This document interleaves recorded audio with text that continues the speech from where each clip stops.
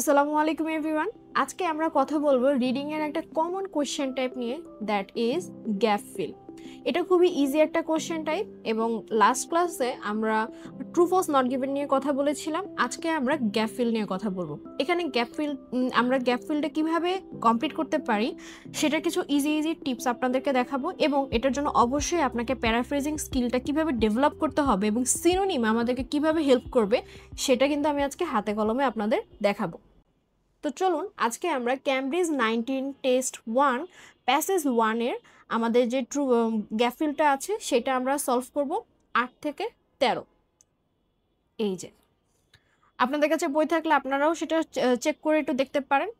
So আমরা always একটা কথা মাথায় রাখবেন, যখন আমরা গ্যাপ ফিল করব তখন অবশ্যই শুরুতে আমাদের যে জিনিসটা খেয়াল রাখতে হবে সেটা হচ্ছে আমাদের ওয়ার্ড লিমিট। এখানে দেখেন আমাদের ওয়ার্ড লিমিট দেওয়া আছে 1 ওয়ার্ড অনলি। মাঝে মাঝে আমাদের কিছু গ্যাপ ফিলে 2 ওয়ার্ডস ইভেন 3 ওয়ার্ডস অনলিও দেওয়া থাকে বা নো মোর দেন 3 ওয়ার্ডস 2 ওয়ার্ডস দেওয়া থাকে। সো এগুলো একটু চেক করে দিতে হবে, কারণ এবং আরও একটা কনফিউশন আমি স্টুডেন্টদের মধ্যে দেখেছি যে নো মোর দেন 3 ওয়ার্ডস তার মানে কি প্রত্যেকটা অ্যান্সার 3টা ওয়ার্ডেই হতে হবে? এমন কোনো বাধ্যবাধকতা নেই।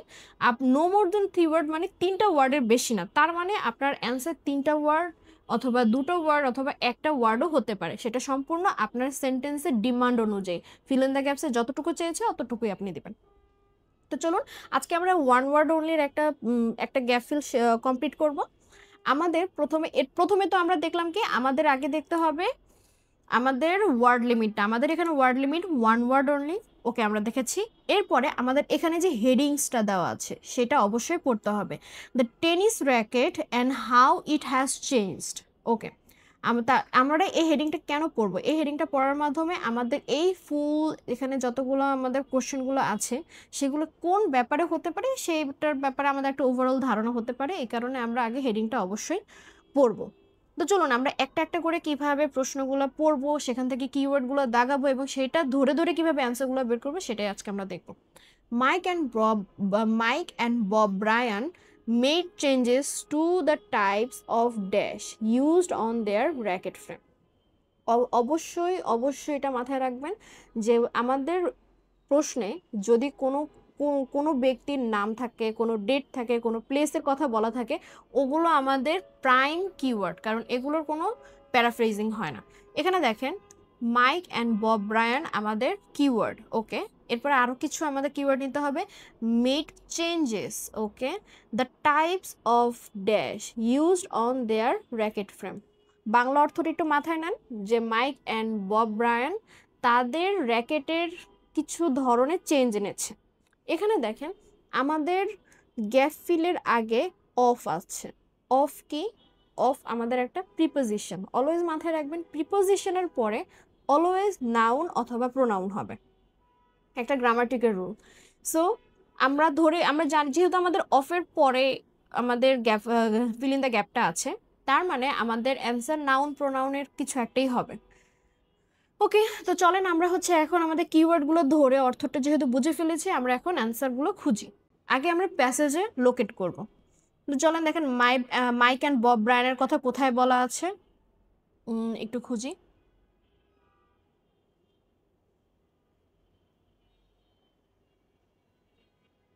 এই যে দেখেন Mike and Bob Brian, for example, we are very particular about our racket specification. They say all racket are manufactured from Tampa, Florida.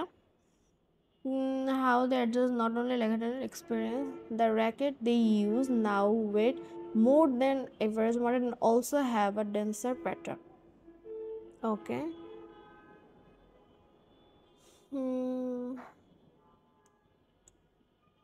এই যে দেখেন they explain how they have adjusted not only rackets length, যে তারা explain করেছে যে তারা শুধুমাত্র র্যাকেটের লেন্থটাই adjust করে নাই, but even experimented with different kinds of paint. দেখেন আমাদের এখানে কিছু সিনোনিম এখানে দেওয়া আছে, ডিফারেন্ট কাইন্ডস অফ। এখানে আমাদের প্রশ্ন দেওয়া আছে the types of and different kinds of এর অর্থ কিন্তু সিমিলার, এটা একজন আরেকজনের সিনোনিম। এরপরে দেখেন অফের পরে আমাদের আছে পেইন্ট, এটা একটা নাউন। দেখেছেন আমি বলেছিলাম না যে প্রিপোজিশনের পরে অলওয়েজ নাউন বসে।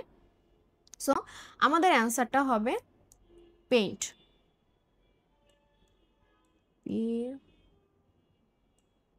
এইভাবে লেখা যায় না। ওকে, আপনারা বুঝে নেবেন। আমাদের অ্যান্সারটা হবে পেইন্ট। এখানে বলা আছে the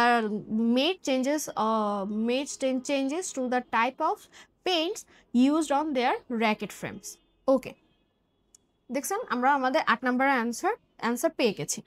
Players were not allowed to use the spaghetti strung racket because of the amount of dash it created. Okay.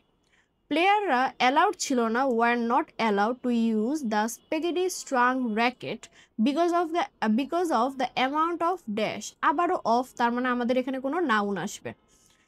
প্লেয়ার্সরা spaghetti strong র্যাকেটটা use করার জন্য অ্যালাউড ছিল না, কারণ এটা অনেক অ্যামাউন্টের ড্যাশ ক্রিয়েট করে।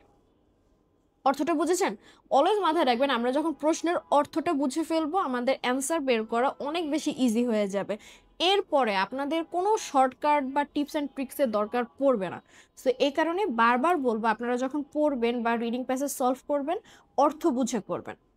চলেন আমরা এটার অ্যান্সারটা খুঁজে বের করি। আমাদের স্পেগেটি স্ট্রং ব্র্যাকেট, এটা হচ্ছে মেইন কিওয়ার্ড। দেখেন আমাদের এখানে এই যে দেওয়া আছে স্পেগেটি স্ট্রং র্যাকেট।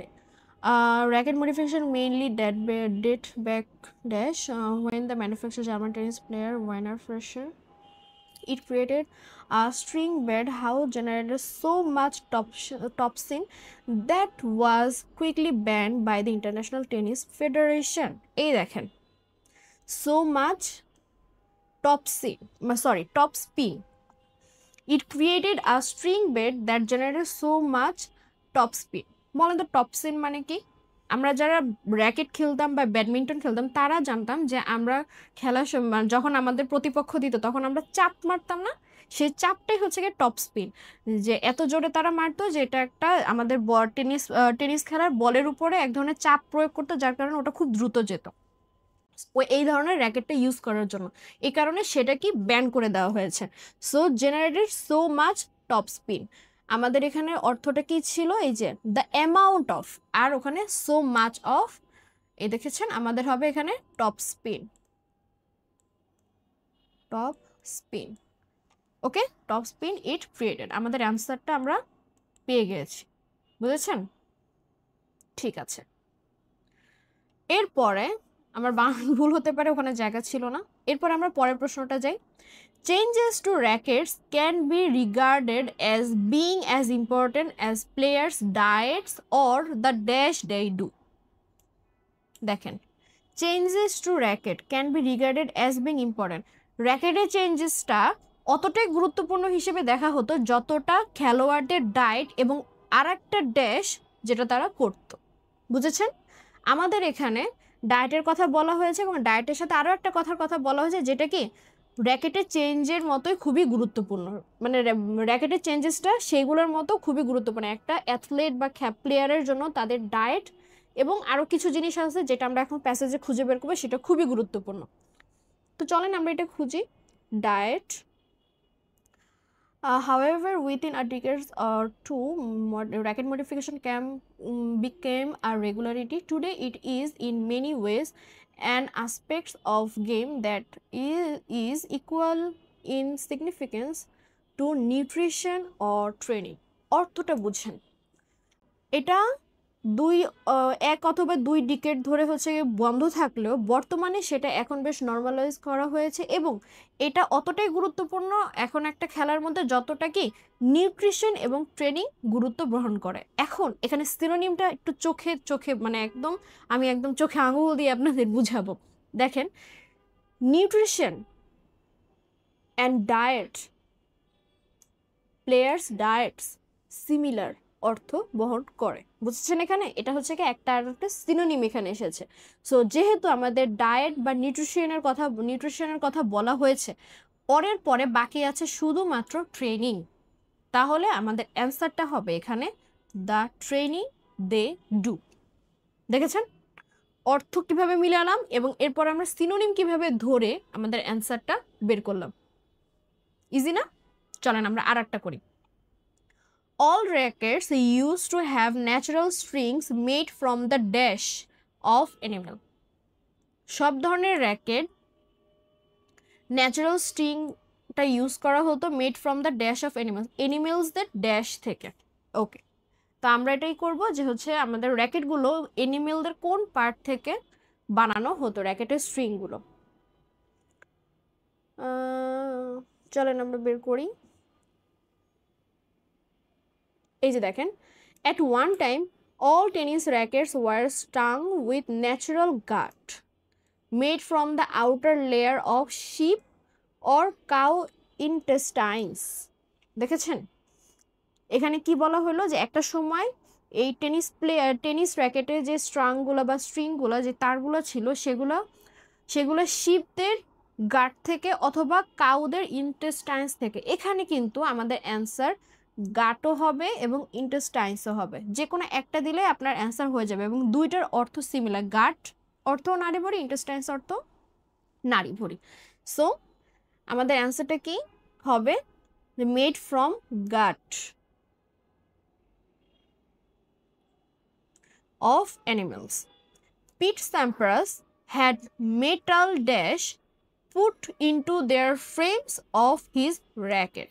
আমাদের এখানে আবার একজনের নাম দেওয়া আছে, তার মানে আমাদের এখানে পিট স্যাম্পারাসটাই হচ্ছে তার আমাদের এই কোশ্চেনের জন্য কিওয়ার্ড। ওকে, সে কি করতো, মেটাল ড্যাশ তার ফ্রেমে কি অ্যাড করেছে। সো চলেন আমরা হচ্ছে তার নাম ধরে খুঁজি। শুরুতেই মনে হয় আমি দেখে ফেলেছি তার নামটা। এই যে পিট স্যাম্পারাস, এই যে কি বলেছে, was attributed to addition of 4 or 5 lead weight. এখানে দেখেন lead weights into his rackets and weight adjusters. Okay, এখন দেখেন কিছু সিনোনিম। সে এখানে বলা যায় সে তার র্যাকেটে হচ্ছে গিয়ে 4 থেকে 5 গুণ ওজন লিড ওয়েটস। এখানে এই লিড অর্থ সীসা, যেটা মেটালেরই একটা জাত। ওকে, সরাসরি এটা মেটালের সিনোনিম হিসেবে ধরা যায় না, বাট এটা একটা মেটালেরই একটা পার্ট বা জাত যেটাই বলা যায়। সো আমরা এখানে এটাকে মেটালের সিনোনিম হিসেবেই ধরলাম। তো মেটালের পরে আমাদের পরে এই লিডের পরে আছে হচ্ছে কি ওয়েট, এই যে weights on to his racket. তো এই যে put into the frame of his racket আর on to his racket kind of similar. So আমাদের এখানে ওয়েটই হবে আমাদের অ্যান্সার, EIGHT। ওকে, আমাদের অ্যান্সার হবে কি ওয়েটস। বুঝেছেন? As simple as that. এরপরে আমাদের last one, Gonzalo Oliveira changed the dash. আমাদের এখানে আবার আরেকজনের নাম, dash the dash on his racket handles. Okay, Gonzalo Oliveira changed the dash on his racket handles. এই যে ব্যক্তিটা সে তার র্যাকেট হ্যান্ডেলসের কিছু একটা চেঞ্জ করেছে। আমাদের অ্যান্সারের আগে দা অলওয়েজ মাথায় রাখবেন, আমাদের ফিল ইন দ্য ক্যাপসের আগে যদি আর্টিকেল থাকে সেটা আপনার প্যাসেজেও আপনি অবশ্যই আপনার মেইন অ্যান্সারের আগে আর্টিকেল পাবেনই। বুঝেছেন? এই যে দেখেন আমাদের তাদের সেই ব্যক্তির নাম, the professional Portuguese player Gonzalo Oliveira replaced the original grips of his rackets with something thinner because they had previously felt uncomfortable to hold. Okay, replace করছে, replace the original grips, আসল গ্রিপটা যেটাতে তারা ধরতো বা হাতলটা সেটা হচ্ছে কি চেঞ্জ করছে তার র্যাকেটের, যেটা আগের থেকে অনেক বেশি থিনার ছিল কারণ এটা ধরতে অনেকটা আনকমফোর্টেবল ছিল। সো আমাদের এখানে অ্যান্সারটা হবে গ্রিপস। ওকে, যেহেতু আমাদের এটা ওয়ান ওয়ার্ড অ্যান্সার, যদি 2 হইতো তাহলে অরিজিনাল গ্রিপস আমরা দিতে পারতাম। 1 ওয়ার্ড যেহেতু তাহলে আমরা এখানে আমাদের অ্যান্সার দিব গ্রিপস।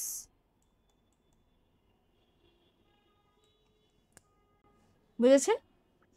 সো আই গেস আপনাদের গ্যাপ ফিল নিয়ে কোনো কোশ্চেন থাকবে না। যদি কোশ্চেন থাকে please let me know in the comment section. আপনাদের প্রত্যেকের প্রশ্নের উত্তর আমি অবশ্যই দিব। And that's all about today's video. আল্লাহ হাফেজ।